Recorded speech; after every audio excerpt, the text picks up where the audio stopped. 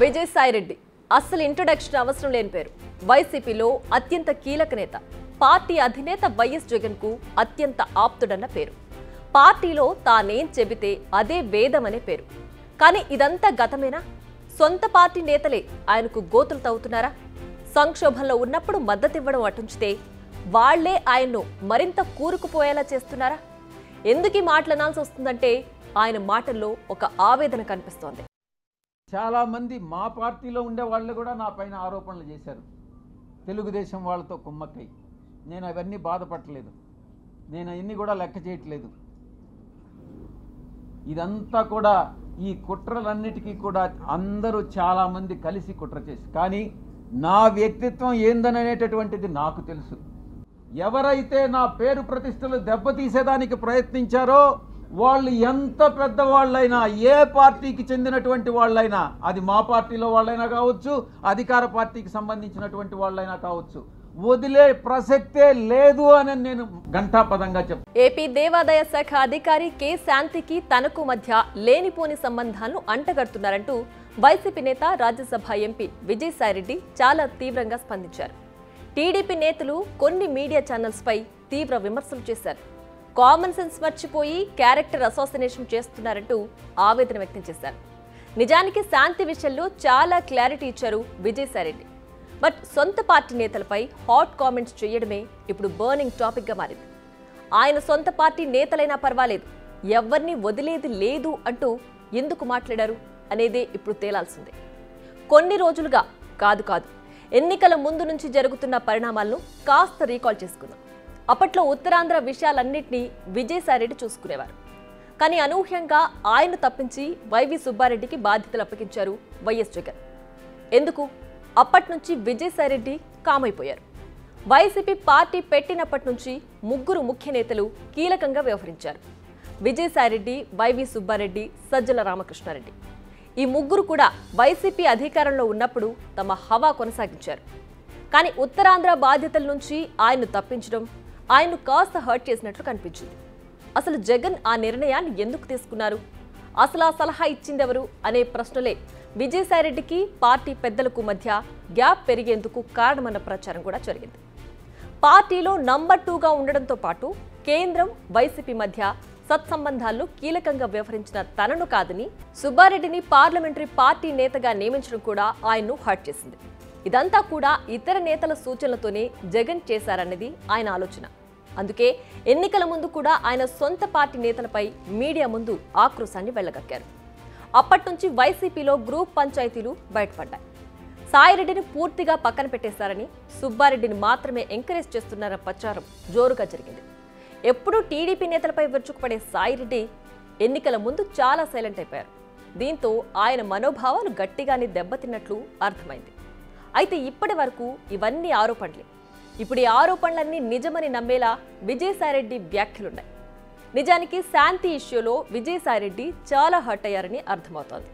కానీ సొంత పార్టీ నేతలు కూడా దీని వెనక ఉన్నారన్న విషయం ఆయన్ను మరింత ఆవేదనకు గురిచేస్తున్నట్లు కూడా కనిపిస్తోంది.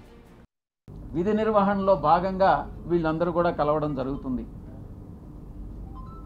కలిస్తే తప్ప, కలిస్తేనే సంబంధం అంటగట్టేస్తారా?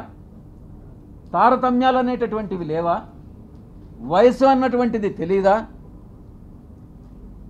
సహాయం కోసం 1-2 సార్లు నా కార్యాలయానికి వస్తే చాలామంది వచ్చారు. మీలో కూడా చాలామంది వచ్చారు. జర్నలిస్టులు కూడా ప్లాట్లు అడిగారు. నేను చేయగలిగిందంతా నేను చేశాను, విశాఖపట్నంలో ముఖ్యంగా. అప్పుడు జర్నలిస్టులకు తెలీదా? ఒక రాజకీయ నాయకుడిని ఈ రకంగా ద్వారా లబ్ధి పొందకూడదు. ఒకవేళ మీరే జర్నలిస్టులు మీకు ప్లాట్ లేదని అలాట్ చేసి ఉంటే, మీకు అలాట్ చేసినటువంటి వాళ్ళలో ఎవరైనా మహిళలు ఉంటే వాళ్ళకి నాకు సంబంధం అంట కట్టేస్తారా? ఏమైనా బుద్ధుండి ఇటువంటి ప్రసారాలు చేస్తారా అని నేను ప్రశ్నిస్తా ఉన్నా. టు బి ఫ్యాక్ట్, ఇప్పుడు ఏదో ఇంట్రెస్టింగ్ థంబ్నెయిల్ పెడితే కానీ వ్యూవర్ని అట్రాక్ట్ చేయలేమని ఆలోచించే టైం ఇది. సో ఈ ఇష్యూ బయటకు రాగానే ఒక్కొక్కరు ఒక్కోలా రెచ్చిపోయారు. పార్టీలకు అనుకూలంగా ఉండే కొన్ని మీడియా ఛానల్స్ అయితే మరో అడుగు ముందుకేసి చేయాల్సిందంతా చేశారు. అందుకే విజయసాయిరెడ్డి ఇప్పుడు తన ఆక్రోశాన్ని ఛానల్స్ పై కూడా వెళ్ళగక్కారు. కాస్త ముందు వెనక ఆలోచించుకునే ఆలోచన లేదా అంటూ ఫైర్ అవుతున్నారు. బట్ అసలు ఈ విషయాన్ని మీడియాలో హైలైట్ అవ్వడం వెనుక కొన్ని పెద్ద తలలు ఉన్నాయనేది ఆయన అనుమానం. అందుకే వారిపై కూడా తీవ్ర స్థాయిలో ఫైర్ అవుతున్నారు. నిజానికి తారక రత్న మృతి తర్వాత జరిగిన కొన్ని పరిణామాలు పార్టీలో విజయసాయి స్థాయిని తగ్గించిందన్న ప్రచారం కూడా ఉంది.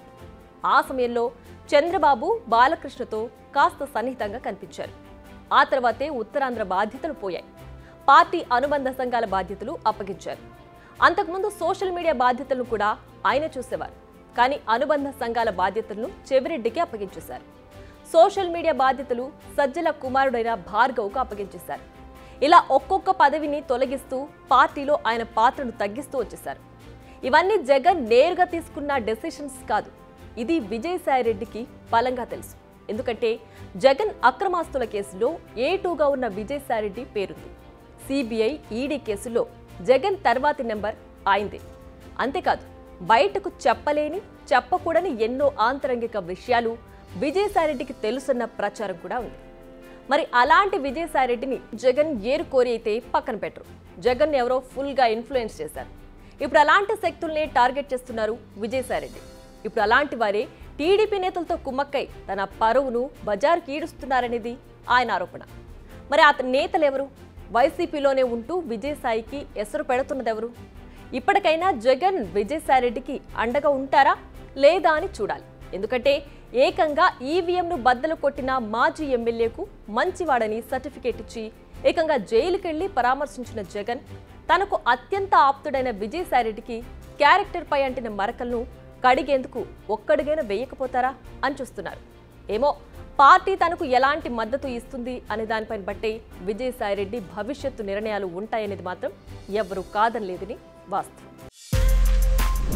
బిగ్ టీవీ అవుట్లుక్ కథనాలు నచ్చితే వెంటనే బిగ్ టీవీ ఛానల్ ను సబ్స్క్రైబ్ చేయండి.